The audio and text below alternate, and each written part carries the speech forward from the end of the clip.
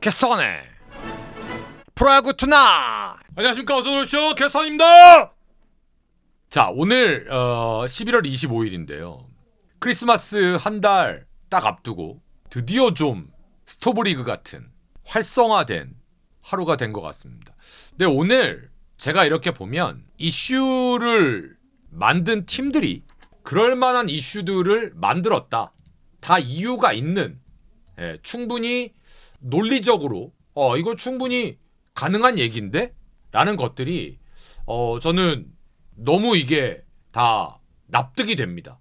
일단 먼저 김기태 전 감독님이 한화에 2군 코치로 영입이 됐습니다. 타격 코치로. 근데 제가 지난번에 방송에서 그런 얘기를 했어요. 이제 우리나라도 특정 팀에서 감독을 하셨던 분들이 감독이 끝나고 그게 뭐 중간에 경질이 됐든 사퇴든 아니면 계약 만료든 다른 팀에 가서 파트 코치를 하시는 게 이젠 너무 자연스러워지고 있고 상당히 저는 그게 긍정적인 변화다라고 생각을 하고 있습니다. 그게 뭐냐 하면 예전에는 감독 한 번 하다가 경질이 되거나 찾아주는 곳이 없으면 그냥 그걸로 지도자 인생이 끝이 나는 이런 것들이 되게 별로였는데 저는 그럴 필요가 없다. 근데 뭐 김한수 전 감독님, 조원우 전 감독님, 지금 우리 김기태 감독님 비롯해서 많은 이제 그 감독 출신의 파트 코치분들이 생기시는 것 같아서 전 너무 좋습니다. 김기태 감독님이 또 건강도 좀 안 좋으셨던 것 같은데 건강도 찾으신 것 같고 다시 복귀하셔갖고 좋은 역할을 해주셨으면 좋겠어요. 그게 지금 2군이지만 2군이 또 발전이 돼야 1군의 자양분이 되는 거고 또 거기서 성과가 나면 또 1군으로 오실 수도 있는 거고 김기태 감독님의 현장 복귀도 진심으로 축하를 드리고 잘 됐습니다. 다음에 두 번째 소식은 사실 트레이드가 오늘 있었어요. 근데 삼성이 2차 드래프트에서 두산의 장승현 포수를 데리고 왔습니다. 며칠 되지도 않았어요. 이게 지금 한 일주일도 안 됐어요. 19일 날 2차 드래프트가 있었으니까. 근데 오늘 박세혁 선수를 트레이드로 데리고 오면서 3라운드 지명권을 줬습니다. 자, 그러면 이게 이제 장승현 선수가 왔을 때까지는 오케이. 삼성 팬 여러분들도 그렇게 뭐 불안하거나 이게 혹시 강민호 선수의 이적과 관련이 있을까라고 이제 한 번쯤은 생각해 보시겠지만 이러고 넘어가실 정도가 되는데 박세혁 선수까지 트레이드로 3라운드 지명권 주면서 데리고 딱 오니까 뭐야 이거. 이런 생각을 충분히 논리적으로 하실 수 있죠. 근데 이제 아무래도 이렇게 되다 보니까 이제 삼성에서 아니야. 강민호 선수의 계약 여부랑은 상관이 없는 영입이야. 라고 일단 일가를 했습니다. 근데 저는 그것도 충분히 맞는 얘기라고 생각을 해요. 왜냐하면 지금 정해진 게 없는데 예를 들면 이런 거죠. 그러니까 먼저 준비를 하는 걸 수는 있죠. 혹시 우리가 강민호 선수를 못 잡았을 때를 대비를 해서 먼저 준비하는 걸 수는 있지만 우리가 아무리 봐도 강민호를 못 잡을 것 같아. 그래서 미리 움직이는 거야. 라고 미리 판단할 필요는 앞서서 판단할 필요는 없다. 그러니까 하지만 미리 준비를 해서 나쁠 건 없는 거잖아요. 근데 강민호 선수가 저한테 만약에 물어본다면 그럼 너는 강민호 선수를 네가 타 팀의 책임자면 돈을 그 나이에도 들여서 FA로 영입할 가치가 있다고 생각해? 라고 저한테 만약에 묻는다면 저는 1초도 안 쉬고 네 라고 대답할 겁니다. 강민호 선수가 생각 외로 부상을 덜 당하고 있어요. 나이가 들면서도 포수라는 포지션 치고는. 그래서 저는 지금 삼성에서 강민호 선수의 가치가 저는 아직도 있어야 된다. 분명히 있다.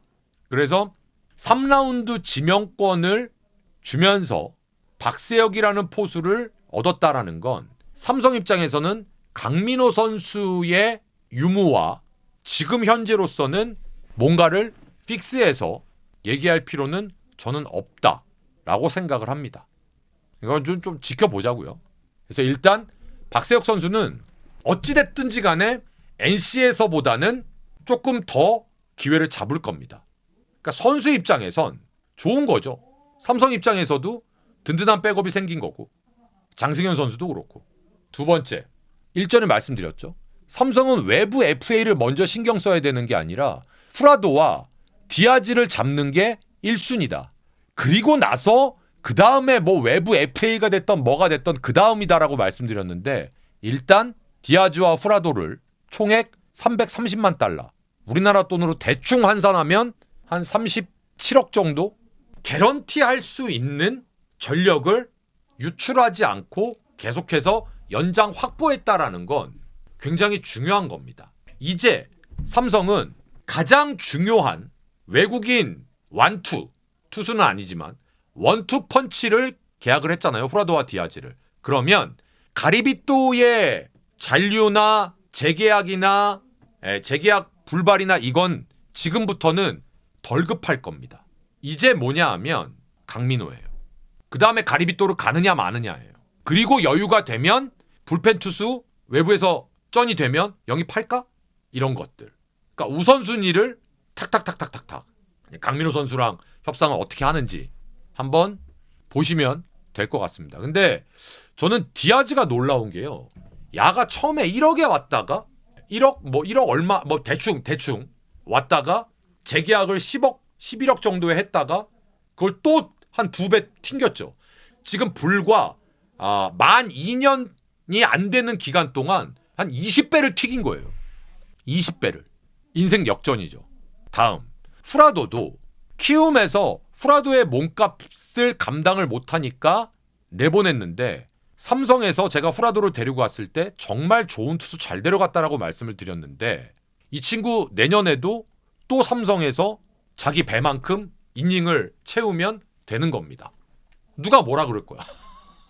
그래서 일단 후라도라는 투수는 부상만 없다면 기본적으로 경기 운영은 끌고 가는 투수니까 저는 내년에도 그게 막 기복이 심하거나 그러진 않을 겁니다. 그냥 이 친구는 본인의 기대하는 몫은 분명히 할 겁니다.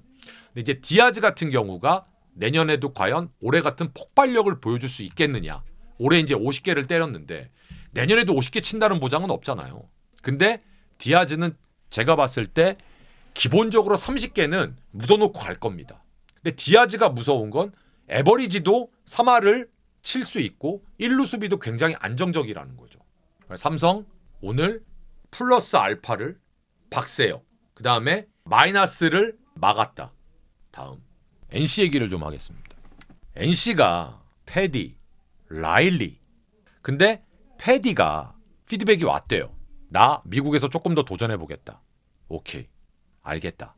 자, 그러면 라일리하고 데이비스는 재계약을 추진한다고 하잖아요.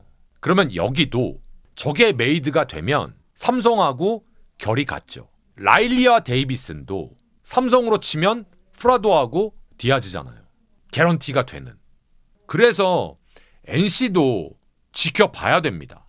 이 NC의 외국인 선수의 구성이 어떻게 이루어지느냐에 따라서 NC가 내년에 보여줄 퍼포먼스를 예상치가 너무 당연한 얘기겠지만 근데 그 당연한 얘기도 그들이 컨택할 수 있는 컨택 포인트와 그 선수들이 워낙에 개런티된 선수들이라 이건 상당히 NC도 지켜볼 만한 가치가 있는 팀이죠.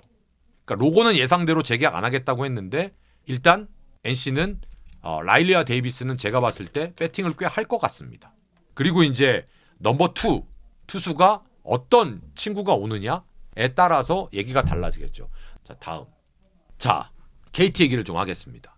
일단 최원준 선수가 KT로 옮겼습니다. 근데 이게 지금 NC가 녹록치 않다라는 게 회사 사정이 제가 봤을 때 NC가 예전 같았으면 최원준 선수 KT한테 48억에 안 뺏겼을 거예요, 아마. 근데 저는 지금 돈 얘기하자는 게 아닙니다. KT가 잘 보면 늘 제가 드렸던 말씀. 우타 위주의 무거운 타선, 홈런 아니면 점수 못 나는 타선, 답답한 타선. 늘 그 얘기 했잖아요. 근데 어쨌든 최원준, 김현수 두 명의 좌타자를 집어넣으면서 좌우 밸런스를 확실하게 맞췄습니다. 사실 여러분들께 질문하겠습니다. KT의 외야 3명 좌익수, 중견수, 우익수 25시즌 기준으로 시작. 안 떠올리실 거예요. 안현민 선수 빼고. 즉 여러분들이 생각하시는 것 이상으로 KT가 외야가 상당히 별로예요. 그러면 보세요. 최원준 선수가 48억이야. 4년 48억. 근데 아까 어떤 분이 크크크크크 거리셨어. 아, 이해돼. 그건 그분의 생각이니까. 저는 항상 그런 얘기를 잘 안 하는데 보세요. 제가 늘 얘기하지만 FA는요. 이 볼펜이 저한테는 1,000원의 값어치가 될 수 있고 이 똑같은 볼펜이 다른 누군가한테는 500원이 될 수 있고요. 다른 누군가한테는 10,000원이 될 수 있는 거예요. 근데 지금 KT는 워낙 외야가 약했어요. 분명한 건 제가 늘 얘기했잖아요. SSG하고 KT는 타자들, 야수들의 성향을 바꿔야 된다. 어디에서? 지금 당장 내부에서 인큐베이팅이 안 되면 외부에서 영입해야 된다라고 매년 말씀드렸는데 올해 지금 우리 KT가 뽑을 수 있는 최고의 카드 강백호를 남겨뒀어? 안 됐잖아요. 강백호 그 돈으로 잡을 돈으로 오케이. 최원준, 김현수. 왜? 강백호는 전문 외야수가 아니니까. 전 이거 충분히 납득이 돼요. 거기에 포수 한승태까지. 그러면 강백호 한 명을 잡을 때 들어갈 돈이 만약에 100이라고 치면 그 100으로 가장 취약했던 공격에 최원준과 김현수와 백업 포수인 한승태까지. 이거면 남는 장사 아니에요? 그래서 저는 KT가 되게 돈 쓰기가 어려운 팀인데 이렇게 썼어? 근데 잘 보세요. 이게 끝이 아니에요. 장성우라는 가장 KT에서 차지하는 비중이 높은 선수 숙제가 아직 남아있어요. 미안하지만 황재균 선수는 저는 선으로 따지면 장성우보다 후라고 생각하거든요. 그러면 이게 다가 아니잖아요. 저는 KT가 이렇게 돈 쓰는 건 본 적이 없어요. 그래서 저는 최원준 선수의 빠따는 기회를 주고 내버려 두면 분명히 본인 건 찾아간다라고 생각합니다. 더더군다나 늘 제가 말씀드리지만 KT의 1번 타자 누구예요? 2번 타자 누구예요? 그러니까 최원준은 분명히 내년에 1번 아니면 2번에 고정이에요. 그러니까 저는 KT가 가려운 거 잘 긁었다고 생각합니다. 다음 김현수. 제가 어제 방송에서 얘기했습니다. 김현수 선수가 어떤 결정을 하든지 간에 그건 본인의 결정이고 그걸 누구도 탓할 수 없다. 직장과 직업을 선택하는 거에 있어서 그 누구도 배나라 감나라 할 수 없다. 근데 저는 먼저 8년 동안 LG 트윈스의 많은 것을 바꿔놨다는 것에 대해서 저는 찬사를 보냅니다. 그러니까 너무 8년 동안 LG 트윈스의 많은 멘탈리티를 바꿔놓은 거 잘했어요. 김현수도 그만큼 했고 사실 근데 저는 첫 해 4년보다는 마지막 뒤에 4년은 조금 좀 불만이었습니다. 성적으로. 그러나 김현수가 가지고 있는 상징성이 워낙 컸기 때문에 그래서 구단도 200억을 넘게 쓴 거예요. 김현수가 오면서 가을 야구로 계속 갔으니까 어쨌든. 근데 그건 부정할 수 없는 팩트입니다. 그래서 저는 김현수 선수가 남았으면 더 좋았겠으나 갔어. 그동안 LG에서 고생했습니다. 그리고 진짜로 진심으로 이왕이면 KT에서도 잘했으면 좋겠어요. 그래서 저는 김현수라는 선수가 가지고 있는 상징성이 지금 저 나이에도 타자로서 그리고 멘탈적인 팀을 이끌어 나가는 그런 부분이 저는 상당히 인정을 해야 된다. 근데 저는 그런 생각을 해요. 지금 우리 아키랑님이 말씀해 주셨는데 저도 100번 동의합니다. 프로는 비즈니스다. 사실 박혜민처럼 낭만 찾는 선수는 찾기 힘들어요. 그러니까 제가 어제 방송에서 그랬잖아요. 야, 김현수 선수가 이게 똥 밟았다. 왜냐하면 박혜민 선수가 난 10억 필요 없어. 나 그냥 LG에 남을래. 이래버렸으니까 아씨 김현수 이러지도 못하고 저러지도 못하고. 예. 그렇다고 해서 김현수가 어떤 결정을 한다고 해서 그걸 욕하면 안 된다라고 말씀드렸잖아요. 근데 프로는 비즈니스예요. 남았으면 좋았겠으나 근데 또 한편으로는 그래 김현수가 있었던 8년간의 LG 트윈스와 김현수가 없는 앞으로의 LG 트윈스가 또 어떻게 다를지 전 이것도 좀 보고 싶어요. 네. 이것도 일종의 테스트 아닙니까?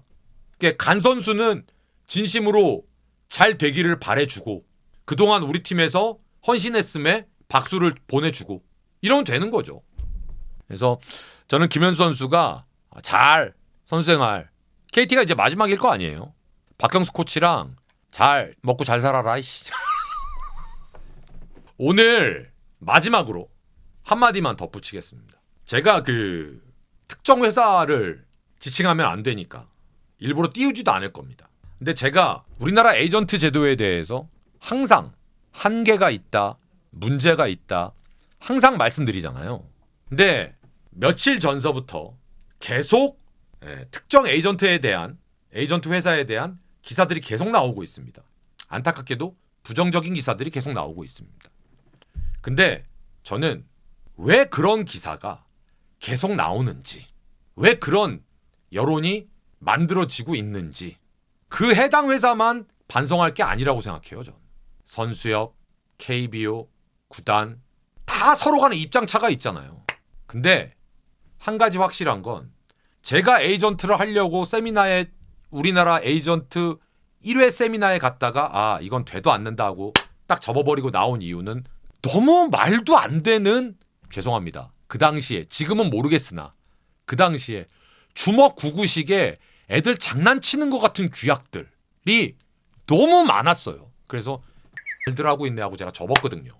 마케팅이라는 건 수익을 내기 위해서 그 프로덕트, 상품의 수익성을 어떻게 하면 더 효과적으로 소비자들에게 접근할 수 있을까를 고민하는 게 마케팅의 가장 큰 목표라고 생각하시면 됩니다.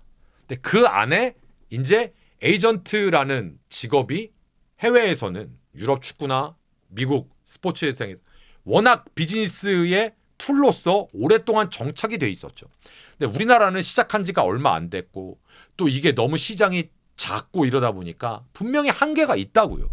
그리고 이렇게 문제가 생길 게 너무 뻔했고, 자, 그렇기 때문에 이걸 그냥 야! 니네 무조건 나쁜 애들이야! 니네 무조건 그러면 안 돼! 라고 볼 문제는 전 아닌 것 같아요. 스포츠 마케팅이 아직도 우리나라는 너무 후진국입니다. 스포츠 마케팅이 정상화가 되려면 지금보다 우리나라의 경제 규모가 훨씬 더 커야 되고요.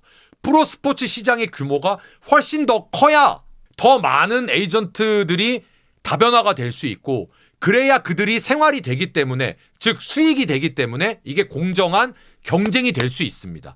지금처럼 협소한 리그와 협소한 시장에서는 정상적인 스포츠 마케팅, 정상적인 에이전트 롤, 정상적인 에이전트 비즈니스가 생길 수가 없습니다. 그래서 저는 안타까워요. 그래서 저는 조금 더 각 주체들이 솔로몬의 지혜를 발휘했으면 좋겠습니다. 그러니까 뭔가가 지금 이 시장이 되게 비정상이에요. 뭐 어떻게 하겠습니까? 잘 되기를 바라야죠. 자, 이렇게 해서 오늘 다양한 소식들 여러분들과 함께 했고요. 여러분들의 구독 한 번이 스포츠 마케팅의 시작인 프로야구 스트리머를 살립니다. 캐스터원이었습니다. 고맙습니다.